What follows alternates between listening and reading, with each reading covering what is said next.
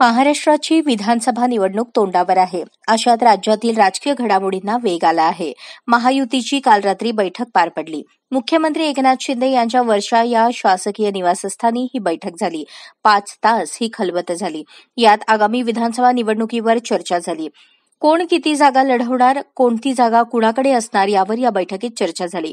मुख्यमंत्री एकनाथ शिंदे, उपमुख्यमंत्री देवेंद्र फडणवीस आणि उपमुख्यमंत्री अजित पवार यांच्यात ही बैठक झाली.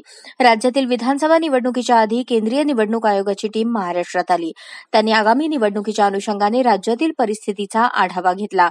त्यानंतर आता लवकरच राज्यात विधानसभा निवडणूक होण्याची चिन्हे आहेत. या पार्श्वभूमीवर महायुतीची काल बैठक झाली.